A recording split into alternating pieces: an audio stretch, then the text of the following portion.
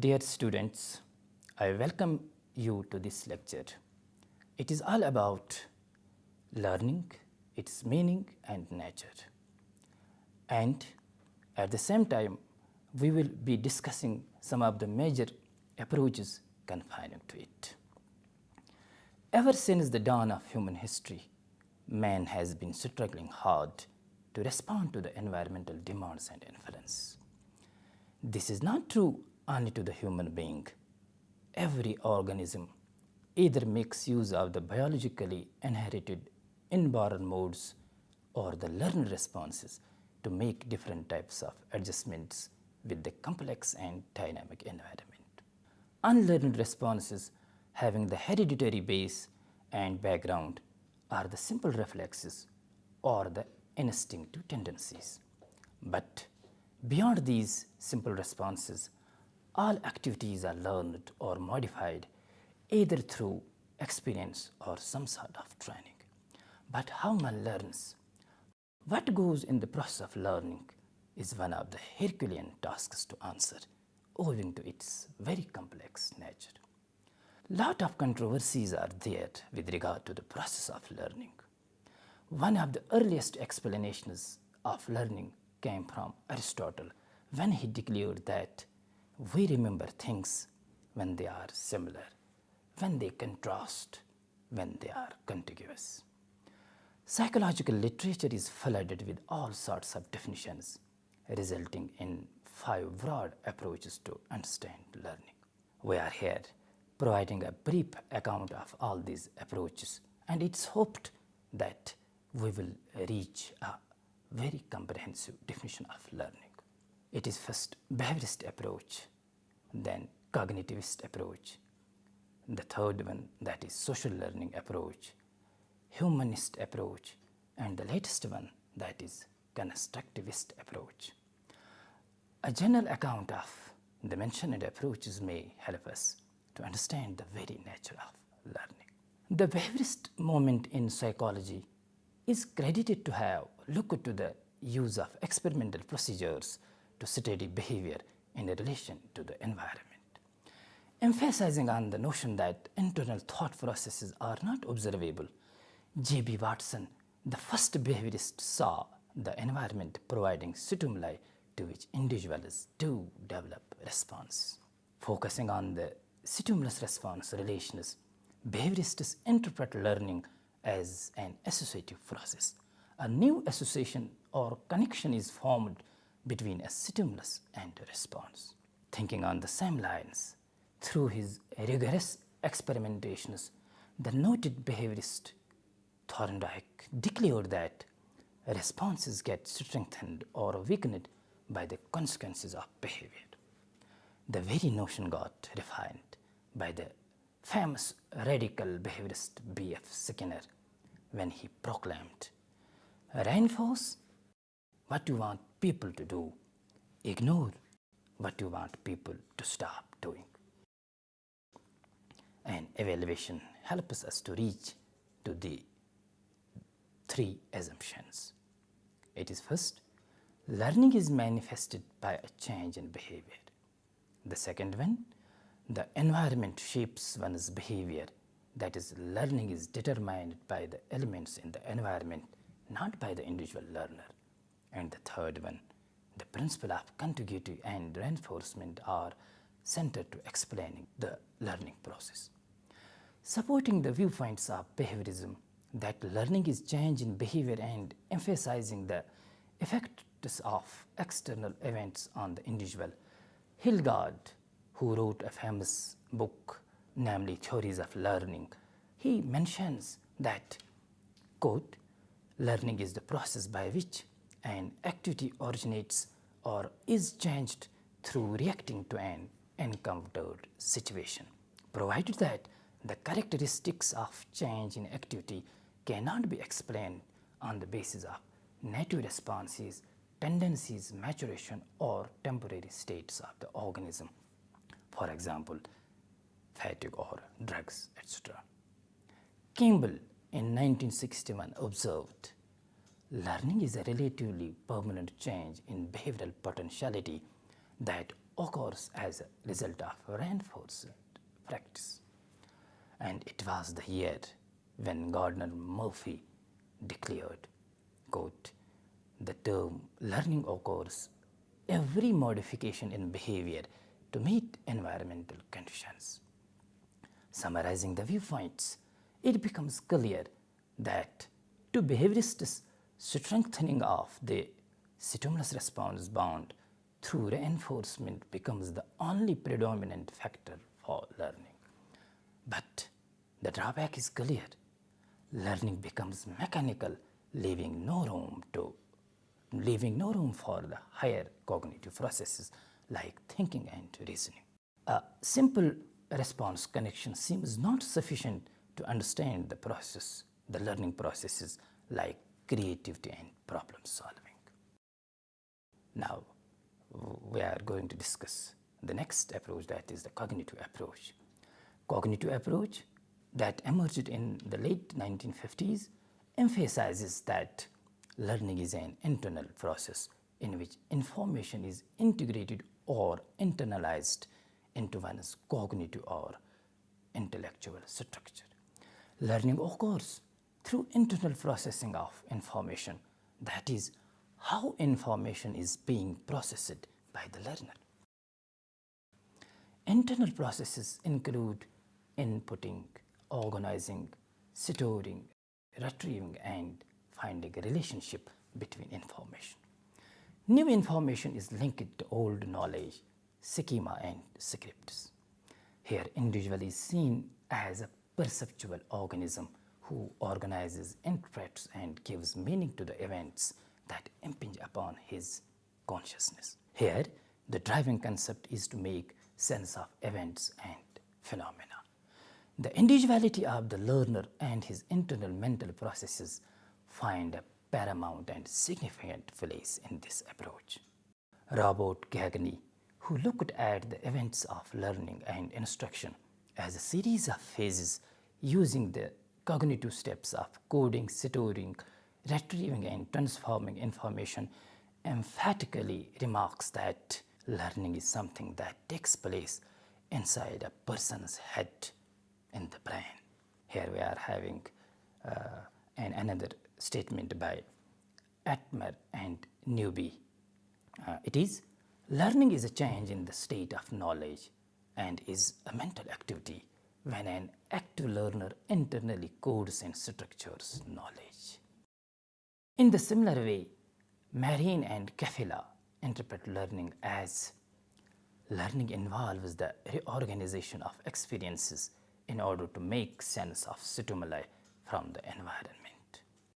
Limiting the behaviorist explanations in terms of SR associations only to the simple forms of learning, cognitivists do emphasize the role that perception and understanding play in more complex forms of learning. Hence, complex tasks involving memorization, problem solving, and thinking can be most easily understood within the framework of cognitive psychology. A cognitive explanation of behavior postulates the existence of mental processes that operate on the stimulus in different ways depending upon the context in which the stimulus occurs and the individual's post-learning experience to arrive at a response. Humanistic approach, which emerged in 1960s, focuses on the human freedom, dignity, and potential. Rejecting the notions of behaviorism that environment determines learning, humanists favor the notion that human beings can control their own destiny and their behavior becomes a matter of their choice. Human beings are the active agents in their own learning and not the helpless respondents to forces that act upon them. Motivation, choice, and responsibility, these are the things that are the influences of learning. Hence, learning is viewed as a personal act to fulfill one's potential. The key authors that need to be mentioned here are Abraham Maslow and Carl Rogers. They visualized learning as personal growth and development. From Maslow's perspective, the drive to learn is very much intrinsic. The purpose of learning is to bring about self-actualization. It contributes to psychological health, dignity, and worth. Carl Rogers views learning as a function of the whole person and believes that learning cannot take place unless both the cognitive and affective domains are involved. The most beautiful exploration of a humanistic orientation to learning comes from Rogers, who saw the following elements as being involved in a learning process. Number one, learning has a quality of personal involvement. It is the whole person in both feeling and cognitive aspects who is being involved in the learning act or event. Number two, it is self-initiated. That means learning is self-initiated even when the impetus or stimulus comes from the outside. The sense of discovery, of grasping and comprehending comes from within. Learning is pervasive. That means learning makes a difference in the behavior and attitudes and in the whole personality of the learner. And there is the fourth one, learning is evaluated by the learner. The locus of evaluation resides definitely with the learner. It is the learner who knows whether the learning act meets his her felt needs or not. Summing up the humanistic perspective, we can say that learning contributes to the development of a fully functioning, autonomous, and self-actualized human being. Marine and Kefila note that people are inherently good and strive for a better world. People are free to act, and behavior is consequence of human choice. Quite contrary to the behavioral notion that behavior is the result of consequences, and the cognitive psychologists' belief that discovering knowledge is central to learning, the pivotal assumption of humanist approach is that a learner acts with her own intention and choice. Now, it is social learning approach. This learning approach is based on the belief that people learn from observing and interacting with others. The interaction takes place in social context. One learns through observations by incorporating and imitating the behavior of others, taken as models belonging to one's social environment.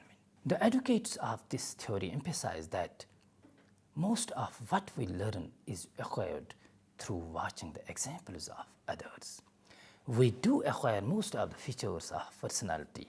For example, we may say aggressiveness, impulsiveness, politeness, industriousness, etc. We do imbibe these things through observing others who are around us. Albert Bandura, who is the authority in this very field, has recognized certain procedures that form the cornerstones involved in this kind of learning. Here is an hierarchy of these things. Number one, attending and perceiving of the behavior. Number two, retention of the observed behavior. And it is the third one, behavioral rehearsal. And the last one, motivation to act the same way. Levin writes, we do not blindly respond to environmental stimuli. Rather, we pick and choose from many environmental options, basing our decisions on our own insights and past experiences. This we do through observational learning by incorporating and imitating the behavior of those who are around us. The authors supporting social learning approach are strict to see learning as a process of social participation. Rather than looking to learning as the acquisition of knowledge, they place it in social relationships. The social engagements provide the proper context for learning to take place. The nature of the situation impacts significantly on the process. Summing up, we do put here the famous words of Albert Bandura. Learning would be exceedingly laborious, not to mention hazardous, If people had to rely solely on the effects of one's own actions to inform them what to do. Fortunately, most human behavior is learned observationally through modeling. From observing others, one forms an idea of how new behaviors are performed, and on later occasions, this coded information serves as a guide for action. Now we are having the last approach to learning, and it is constructivism. This novel approach is having a widespread acceptance by cognitive psychologists, educators, and curriculum designers. It is a view of learning based on the belief that learners are themselves the builders and creators of meaning, understanding, and knowledge. Learning occurs by an active construction of meaning rather than by passive recipients. In order to make knowledge useful in a situation, the learners make a deliberate effort to make sense of the information that comes to them. They manipulate, discover, and create knowledge to fit their belief systems. Jean Piaget, the famous cognitivist, emphasized that children learn best when they are active and seek solutions for themselves. The educational implications of Piaget's view is that in all subjects, children learn best by making discoveries, reflecting on them, and discussing on them rather than blindly imitating the teacher doing things by rote. Kille, in his theory of personal construct, views that we look at the world through mental constructs or patterns which we create. We develop ways of constructing or understanding the world based on our experience. When we encounter a new experience, we attempt to fit these patterns over the new experience. We are having another theorist here, Tommy Fosnot, who defines constructivism by giving reference to 4 principles. Number 1, learning depends on what we already know. New ideas occur as we adapt and change our old ideas.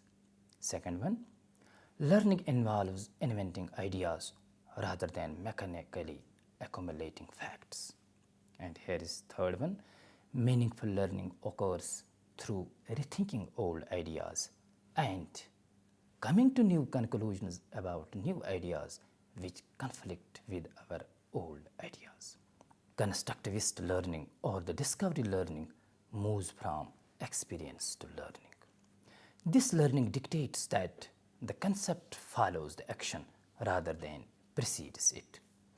In a constructivist learner-centered setting, the learner is provided with experiences that allow them to hypothesize, predict, manipulate objects, pose questions, research, investigate, imagine, and invent.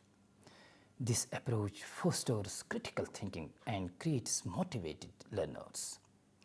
To sum up, by mentioning the remarks of Tommy Fosnot, who recommends that a constructivist approach be used to create learners who are autonomous, inquisitive thinkers who question, investigate, and reason. Going through all the discussed approaches, it becomes evident that there has been a good deal of controversy among psychologists about how to explain learning. Behaviorist approach offers a direct interpretation of the phenomena, an interpretation that does not require postulating mental events intervening between a stimulus input and the response output. But this approach has not proved satisfactory as an explanation for more complex forms of human learning. The interpretations of the phenomena like memory, creativity, and problem solving are readily available in the domains of cognitive approach to learning. The social learning approach seems somehow simpler when viewing learning in terms of observing to and imitation of others' behaviors. Humanistic orientation gave learning a broader meaning by viewing it from the perspective of the unlimited human potential for human growth, and constructivism looks at learning from the learner's own discovery of knowledge and understanding. Dear students, let us conclude here by saying that psychologists have thought in terms of different perspectives and approaches in order to understanding the real nature of learning. Thanks.